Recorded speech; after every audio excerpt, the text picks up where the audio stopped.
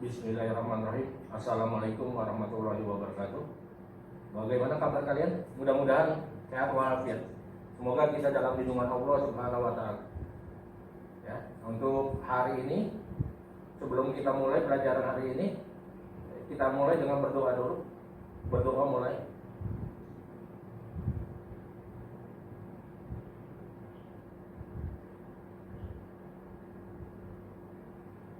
Selesai. Ya, Bapak bertanya, hari ini siapa yang tidak hadir? Oh, ada 3 orang ya.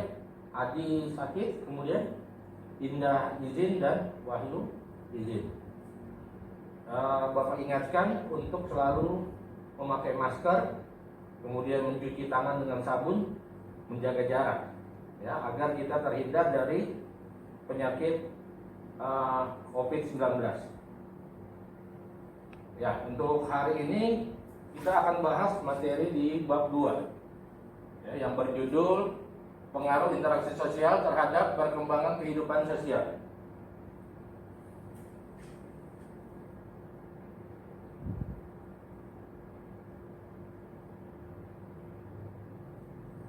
Ya, tujuan pembelajaran untuk hari ini, setelah melakukan kegiatan diskusi mengenai mobilitas sosial, kamu mampu mendeskripsikan proses, bentuk, faktor pendorong, faktor penghambat, dan dampak mobilitas sosial. Kemudian yang kedua, setelah melakukan kegiatan penelitian sederhana terkait realitas keberagaman dalam masyarakat, kamu mampu mengidentifikasi perbedaan dalam lingkungan sekitarnya. Kemudian yang ketiga, setelah melakukan analisis kasus terhadap konflik dan proses integrasi sosial, kamu mampu mendeskripsikan beragam konflik sosial.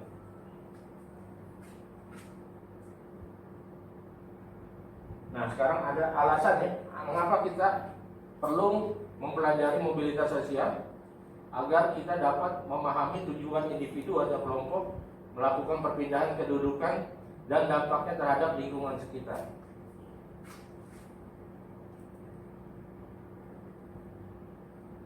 Ya, kemudian selanjutnya adalah bentuk-bentuk mobilitas sosial. Mobilitas sosial ini terbagi menjadi 3 bentuk. Yang pertama adalah mobilitas sosial vertikal, kemudian mobilitas sosial horizontal, dan mobilitas sosial lateral. Ya, kita bahas yang pertama, mobilitas sosial vertikal. Nah, mobilitas sosial vertikal ini terbagi menjadi 2, yaitu mobilitas vertikal naik dan mobilitas vertikal turun. Ya, mobilitas vertikal naik artinya menunjukkan perubahan kelas sosial dari yang lebih baik dari sebelumnya. Kemudian ada yang kedua adalah mobilitas sosial vertikal turun, yang menunjukkan perpindahan status atau kelas sosial seseorang menuju kelas sosial yang lebih rendah.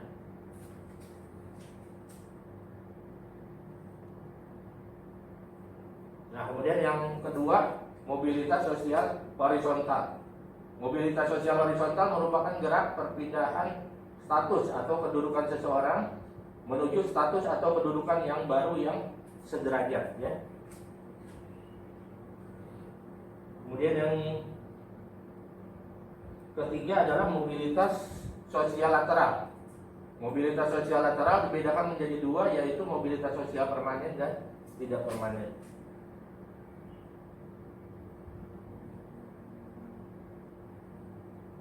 Nah, sebagai selanjutnya kita bahas mengenai contoh-contoh ya dari bentuk-bentuk mobilitas sosial ini. Pertama adalah mobilitas sosial vertikal. Mobilitas sosial vertikal terbagi menjadi 2, mobilitas sosial vertikal naik dan mobilitas vertikal turun. Contohnya adalah, ada yang bisa memberikan contohnya? Ada? Oh ya. Jadi mobilitas sosial vertikal adalah, contohnya adalah mobilitas sosial vertikal naik. Misalnya seorang guru yang berdedikasi tinggi, ya, kemudian menjalankan tugas-tugasnya dengan baik, ya, penuh tanggung jawab, kemudian dipercaya menjadi seorang kepala sekolah. Kemudian yang contoh yang kedua adalah mobilitas sosial vertikal turun, yaitu perpindahan status sosial dari yang tadinya tinggi menjadi rendah, ya, dari yang sebelumnya. Contohnya adalah seorang guru yang melakukan kegiatan kriminal, melakukan perbuatan kriminal sehingga dipecat menjadi jabatannya dari seorang guru.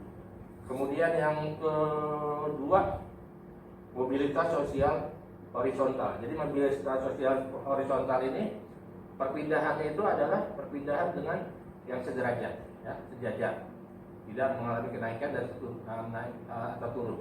Mobilitas sosial horizontal contohnya adalah misalnya seorang guru SMA, ya, di sebuah seorang guru di SMA, di SMA dipindahkan menjadi seorang guru di sekolah SMK, ya, di SMK. Jadi dari seorang guru SMA menjadi seorang guru SMK. Atau contoh yang lain misalnya seorang petani, ya, petani karet menjadi seorang petani tembakau. Ya, jadi ada perubahan tetapi masih dalam sederajat, ya. Kemudian yang ketiga adalah mobilitas sosial lateral. Mobilitas sosial lateral ini terbagi menjadi dua, mobilitas sosial permanen dan sementara. Mobilitas sosial lateral ini tidak mengalami suatu perpindahan status kedudukan atau status sosial, tapi merupakan perpindahan dari suatu daerah, suatu wilayah ke daerah atau wilayah yang lain. Contohnya adalah transmigrasi, ya, dari suatu perpindahan penduduk dari suatu pulau yang padat ke pulau yang jarang penduduknya. Kemudian contoh yang lain adalah urbanisasi, perpindahan penduduk dari desa ke kota, dan imigrasi, perpindahan dari penduduk dari suatu negara ke negara lain. Jadi tidak ada perpindahan status sosial, ya, tetapi perpindahan daerah atau wilayah tempat tinggal. Nah, kalau yang permanen ini adalah untuk selamanya, pindah ke suatu daerah, ke suatu wilayah untuk sementara. Tapi yang mobilitas sosial lateral permanen ini adalah untuk perpindahan untuk ke suatu wilayah untuk yang jangka waktu selamanya. Ya, kita lanjutkan, ya. Sekarang Bapak akan menjelaskan mengenai mobilitas sosial, faktor-faktor pendorongnya dan faktor-faktor penghambat. Pertama adalah faktor pendorong. Faktor-faktor pendorong mobilitas sosial pertama adalah faktor struktural, kedua faktor individu, ketiga faktor ekonomi, keempat faktor politik, kelima pertumbuhan penduduk, dan yang keenam kemudahan dalam mengakses pendidikan. Kemudian faktor-faktor penghambatnya yaitu kemiskinan, kedua situasi politik yang tidak kondusif, yang ketiga faktor kebudayaan, yang keempat faktor diskriminasi, dan yang kelima faktor jumlah keluarga yang banyak. Di sini akan Bapak jelaskan masing-masing dua di antara faktor-faktor pendorong dan penghambat mobilitas sosial. Yang pertama adalah faktor struktural. Faktor struktural di sini adalah susunan masyarakat Indonesia yang sangat terbuka. Seseorang yang dari keluarga miskin pun bisa menjadi seseorang yang berpengaruh dalam kehidupan, dalam kehidupan masyarakat, itu bisa saja terjadi, ya. Contohnya adalah Presiden Republik Indonesia kedua, ya, mantan Presiden Soeharto. Mantan Presiden Soeharto adalah seorang anak petani yang kemudian menjadi tentara dan kemudian sukses menjadi seorang presiden yang kedua dari Presiden Republik Indonesia. Kemudian yang kedua adalah faktor individu. Faktor individu di sini adalah yang berbeda-beda setiap orang.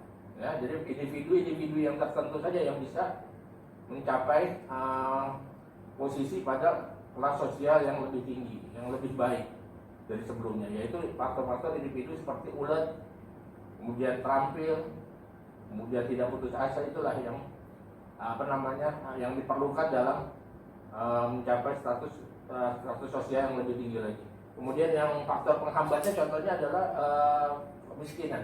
Kemiskinan di sini adalah kondisi ekonomi dari keluarga yang menyulitkan seseorang untuk mencapai pendidikan yang lebih tinggi, ya.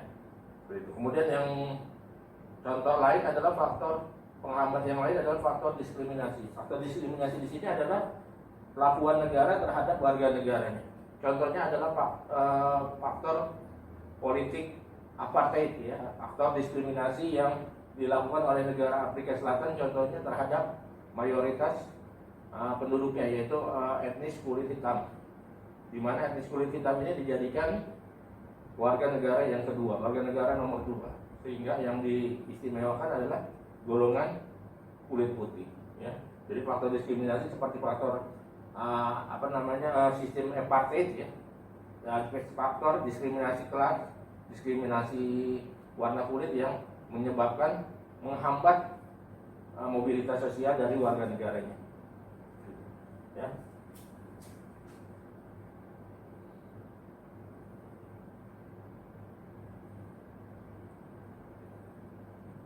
Kemudian kita lanjutkan ke saluran mobilitas sosial. Saluran mobilitas sosial ini adalah contohnya adalah lembaga politik, lembaga keluarga, lembaga keagamaan, organisasi profesi, lembaga pendidikan, lembaga militer, dan lembaga ekonomi. Ya, misalnya organisasi profesi seperti PGRI, ya, Persatuan Guru Republik Indonesia, yang bisa menampung aspirasi anggotanya untuk mencapai kepentingan aspirasi untuk menyalurkan aspirasinya melalui PGRI, ya, untuk guru-guru yang ada di Indonesia. Nah, ini ada gambar, ya, ada gambar mengenai saluran mobilitas sosial, ya. Sebutkan saluran mobilitas kedua gambar di atas, yaitu pendidikan ini, ya. Pendidikan dan pelatihan. Yang jelas ini adalah faktor yang mendorong mobilitas sosial.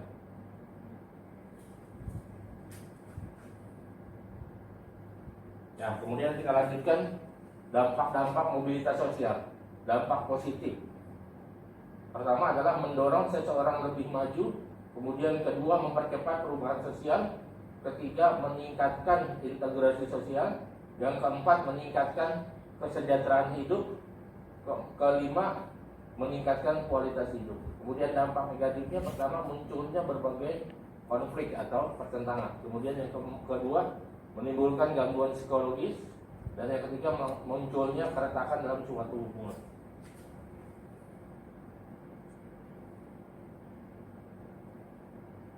Nah, sekarang kita lanjutkan mengenai keberagaman masyarakat Indonesia, atau dalam istilah lain adalah pluralitas masyarakat Indonesia.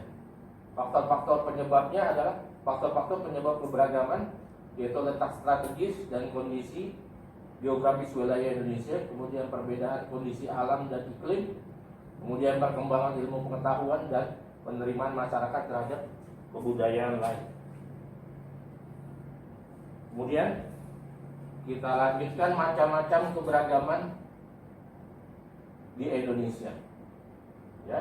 Jadi keberagaman di Indonesia ini terdiri atas keberagaman suku bangsa, etnis dan budaya, perbedaan pekerjaan, keberagaman agama.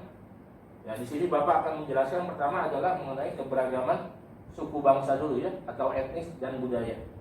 Nah, Indonesia ini memang negara yang dengan etnis atau suku bangsa yang terbanyak di dunia, ya. Jadi berdasarkan penelitian sensus tahun 2010 dikatakan bahwa jumlah etnis di Indonesia itu ada lebih dari 1.100 etnis atau suku bangsa, ya, mulai dari ujung Pulau Sumatera sampai ke Papua, ya. Ini Bapak jelaskan, Bapak akan menyebutkan, ya, mulai dari Pulau Sumatera. Pulau Sumatera mulai dari suku Aceh, kemudian ada suku Batak, kemudian ada suku Minangkabau, ya, kemudian ada suku Melayu, ada suku Lampung, ya, dan lain-lain. Kemudian di Pulau Kalimantan ada suku Dayak, ada suku Banjar. Kemudian di Pulau Sulawesi ada suku Bugis, suku Makassar, suku Buton. Kemudian di sebelah utaranya ada suku Manado. Kemudian ada suku Sangihe Talaut. Kemudian di Pulau Jawa ada suku Baduy, ada suku Banten, ada suku Sunda, ada suku Betawi, ada suku Jawa, ada suku Tengger. Ya, kemudian ada Pulau Bali ada suku Bali. Kemudian di Nusa Tenggara Barat ada suku Sasak dan suku Bima.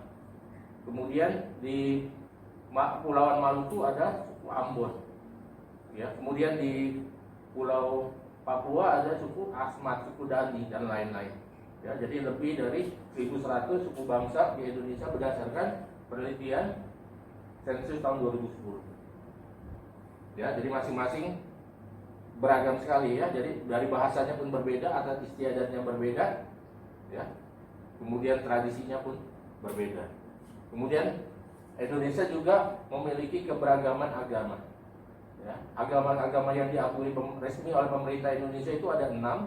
Yang pertama adalah Islam 87%, kemudian Protestan 6%, Katolik 3%, Hindu 1,7%, Buddha 0,8% dan Konghucu kurang dari 0,8%. Ya, sekarang Bapak akan menjelaskan mengenai agama-agama, ya. Agama-agama yang ada di Indonesia ini, ya. Ya, jadi pertama adalah agama Islam. Agama Islam masuk ke Indonesia sekitar abad ke-12 Masehi. Agama Islam ini berasal dari Arab Saudi, ya. Dari Arab, ya, yang disampaikan oleh Nabi Muhammad Shallallahu Alaihi Wasallam. Nabi Muhammad lahir di kota Mekah tahun 571 Masehi dan wafat di kota Madinah tahun 632 Masehi. Nabi Muhammad kemudian menyebarkan agama Islam sampai agama Islam ini menyebar ke seluruh dunia, termasuk ke Indonesia. Di Indonesia, agama Islam ini pertama kali menyebar di pesisir utara Pulau Sumatera, ya, dibawa oleh para pedagang dari Arab, Persia dan Gujarat. Mereka sambil berdagang sambil menyebarkan agama Islam. Ya, jadi agama Islam berasal dari Arab Saudi kemudian menyebar ke seluruh dunia termasuk ke Indonesia. Ya. Kemudian di Pulau Jawa ada 9 wali, ya, yang sangat aktif menyebarkan agama Islam di Pulau Jawa, yaitu Wali Songo, ya, 9 wali. Kemudian agama Islam ini tempat ibadahnya adalah masjid, kemudian kitab sucinya Al-Quran, kemudian pemuka agamanya disebut ulama, ustadz dan kiai. Kemudian hari-hari besarnya yaitu hari Idul Fitri, hari raya setelah 1 bulan berpuasa di bulan Ramadan. Kemudian yang kedua Idul Adha, hari raya kurban, menyembelih hewan kurban seperti sapi, kemudian domba dan kambing. Ya, kemudian yang ketiga Maulid Nabi. Maulid Nabi ini adalah hari memperingati lahirnya Nabi Muhammad yang lahir tahun 571 Masehi, ya, di kota Mekah. Kemudian yang selanjutnya adalah hari Isra Mi'raj. Isra Mi'raj ini adalah hari memperingati perjalanan Nabi Muhammad dari pada malam hari dari Masjidil Haram ke Masjidil Aqsa. Kemudian dari Masjidil Aqsa naik ke langit ke-7 atau Sidratul Muntaha untuk mendapatkan perintah sholat 5 waktu. Kemudian, ya, itu aja yang menjadi hari besar umat Islam. Ya, jadi agama Islam ini dipeluk oleh lebih kurang 87% di Indonesia, dan yang tertinggi ada di Provinsi Aceh yaitu 99%, sedangkan terendah ada di Nusa Tenggara Timur dengan jumlah 9%. Nah, agama yang kedua yang diakui resmi oleh pemerintah Indonesia adalah agama Protestan, Kristen Protestan. Agama Kristen ini berasal dari Palestina, ya. Jadi yang membawa adalah Yesus Kristus atau Isa Al-Masih, yang dilahirkan di kota Bethlehem dan Nazaret, ya, di Nazaret, Bethlehem Nazaret di Palestina sekarang. Agamanya Kristen ini asalnya dari Palestina, kemudian menyebar ke Eropa, dan dari Eropa dibawa ke Indonesia. Agama Kristen Protestan dibawa oleh Belanda, sedangkan Kristen Katolik dibawa oleh Portugis. Mereka menyebarkan agama Kristen ini sekitar abad ke-16. Nah, di agama Katolik itu ada seorang misionaris ya, yang bernama Franciscus Xaverius. Franciscus Xaverius ini sangat aktif menyebarkan agama Kristen Katolik di Kepulauan Maluku sekitar abad ke-16 Masehi. Ya, jadi ada organisasi yang penyebaran agama Kristen Protestan namanya Zenting, sedangkan organisasi penyebaran agama Kristen Katolik adalah misionaris. Nah, agama Kristen ini lahir di Palestina, di kota Bethlehem, ya, dibawa oleh Yesus Kristus atau Isa Al-Masih di awal abad 1 Masehi. Berasal dari Palestina, kemudian menyebar ke Eropa, kemudian dari Eropa dibawa ke Indonesia. Tempat ibadahnya adalah gereja, kemudian kitab sucinya Alkitab, kemudian hari rayanya yaitu hari Natal, hari kelahiran Yesus Kristus, kemudian hari Paskah. Hari Paskah hari naiknya Yesus ke surga, dan yang ketiga adalah Jumat Agung atau hari memperingati wafatnya Yesus Kristus. Kemudian yang agama yang keempat ya, jadi Islam yang pertama, kedua Protestan, kemudian yang ketiga dulu, yang ketiga Katolik. Sedikit perbedaannya antara Kristen Katolik dengan Protestan. Ya, kalau Kristen Katolik ini memiliki imam tertinggi di seluruh dunia yang namanya Paus. Paus punya bawahan namanya kardinal. Ya, di bawahnya lagi ada uskup, di bawahnya lagi ada pastor atau romo. Ya, yang bedanya adalah imam-imam di agama Katolik ini tidak boleh menikah, sedangkan pendeta dalam agama Protestan ini boleh menikah. Kemudian agama Katolik hampir sama dengan agama Protestan, perbedaan sedikit saja ada perbedaan sedikit. Kemudian kitab sucinya sama, Alkitab, kemudian hari rayanya pun sama, Natal, kemudian Paskah dan Jumat Agung.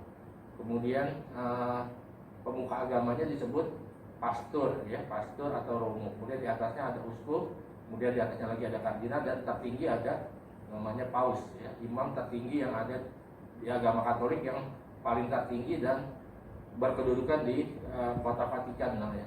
Ya. Kemudian yang agama keempat adalah agama Hindu. Agama Hindu ini lahirnya di India, ya, sekitar 1000 sebelum Masehi. Ya, jadi agama Hindu ini diambil dari kata Sindhu, ya.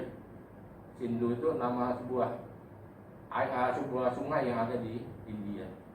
Jadi Hindu ini berasal dari India, kemudian dibawa ke Indonesia oleh para pedagang dari India. Abad masuk ke Indonesia atau Nusantara sekitar abad pertama Masehi. Ya, jadi Hindu ini dibawa oleh para pedagang India. Kemudian agama Hindu tempat ibadahnya namanya adalah Pura atau Pura. Ya, kemudian hari rayanya yaitu Nyepi, kemudian Galungan dan Kuningan. Kemudian kitab sucinya namanya Veda atau Weda. Kemudian pemuka agamanya disebut sebagai pendeta agama Hindu atau Brahmana. Ya, kemudian yang kelima adalah agama Buddha. Agama Buddha ini dibawa oleh Siddhartha Gautama, ya, anak seorang pangeran dari kerajaan Kapilawastu di India. Ya, jadi agama Buddha ini asalnya dari India Utara, ya, dari seorang pangeran kerajaan Kapilawastu. Ayahnya namanya Raja Sudodana dan ibunya namanya Ratu Mahamaya. Jadi agama Buddha ini lahir di India sekitar abad ke-6 sebelum Masehi. Ya, dibawa oleh namanya Siddhartha Gautama. Kemudian tempat ibadah agama Buddha yaitu vihara. Ya, kemudian ya, kitab sucinya adalah Tripitaka. Kemudian hari rayanya yaitu diperingati hari rayanya yaitu hari Waisak dan Ulambana. Kemudian pemuka agamanya disebut biku atau biksu. Ya, jadi agama Buddha ini lahir di India, kemudian menyebar ke Cina, dari Cina dibawa ke Indonesia sekitar abad ke-4 sekitar abad 4 Masehi. Kemudian yang terakhir adalah agama Konghucu, ya. Agama Konghucu ini lahirnya dari Cina, ya. Nabinya namanya Nabi Konghucu. Kemudian ini sekitar lahir sekitar abad ke-6 sebelum Masehi di Cina. Dari Cina agama Konghucu ini menyebar masuk ke Indonesia. Ya, jadi agama Konghucu ini tempat ibadahnya adalah kelenteng, kemudian kitab sucinya namanya Sisungujing, kemudian pemuka agamanya disebut pendeta Konghucu, kemudian hari rayanya adalah Imlek dan Cap Gome ya. Jadi Imlek ini adalah hari tahun barunya orang Tionghoa. Kemudian Cap Gome ini diperingati atau dirayakan 2 minggu setelah Imlek itu selesai. Ya, jadi itu 6 agama resmi di Indonesia. Kemudian yang terakhir adalah perbedaan pekerjaan ya. Jadi pekerjaan di sini ada yang sebagian besar memang terkenal Indonesia itu dengan bermata pencarian sebagai petani ya.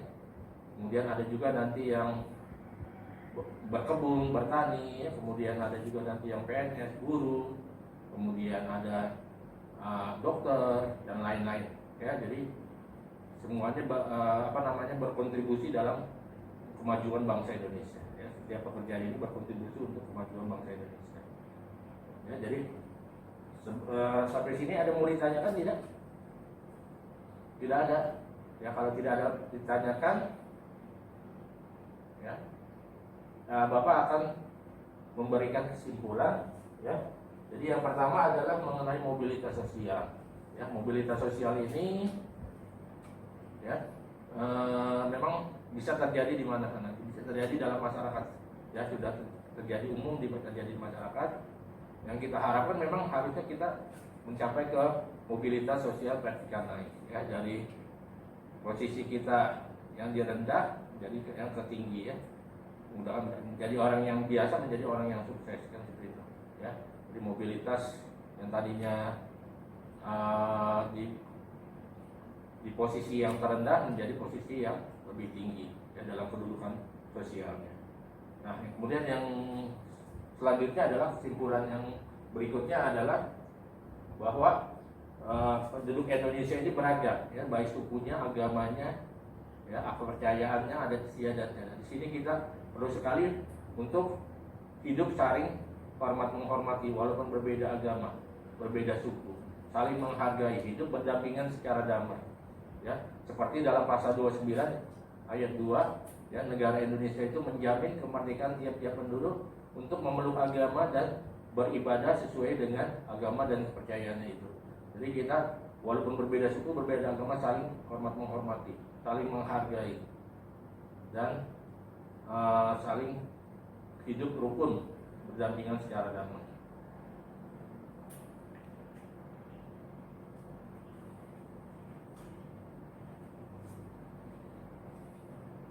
Itu aja kesimpulan ya. Jadi kesimpulan itu ya.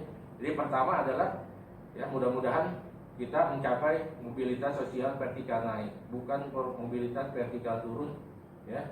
Jadi kalau kalian punya cita-cita, raihlah cita-cita itu setinggi mungkin, setinggi langit atau setinggi mungkin ya, dengan cara bulat ya. Karena tadi faktor individu adalah salah satu faktor-faktor dari mobilitas sosial. Individu yang ulet, individu yang rajin, individu yang tidak putus asa, yang optimis, itulah yang bisa mencapai mobilitas sosial vertikal naik. Ya, jadi ketika kalian ini sudah SMP, kemudian SMA, kemudian kuliah, kemudian kalian harus belajar dengan tekun, ya, untuk mencapai pekerjaan dan karir yang kalian ingini ya, yang kalian rencanakan agar semua tercapai. Dan yang kedua adalah saling hormat menghormati walaupun berbeda agama, berbeda suku ya. Karena Indonesia ini sangat beragam ya, etnisnya ada lebih dari 1.100 etnis. Kemudian agamanya ada 6 agama yang diakui resmi oleh pemerintah Indonesia ya. Kemudian ya, jadi pada pasal 29 ayat 2 inilah menjadi peraturan dasar ya, yang tertinggi sekali, yang sangat harus dipatuhi oleh seluruh warga negara Indonesia ya, bahwa negara pasal 29 ayat 1 mengatakan bahwa negara Indonesia adalah negara yang berdasarkan ketuhanan yang Maha Esa. Kemudian pasal 29 ayat 2,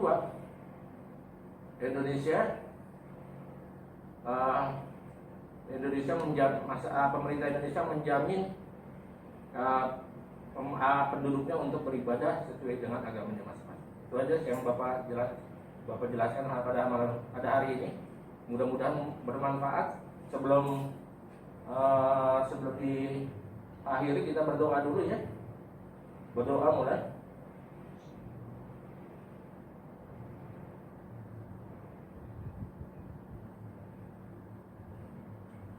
Ya, selesai.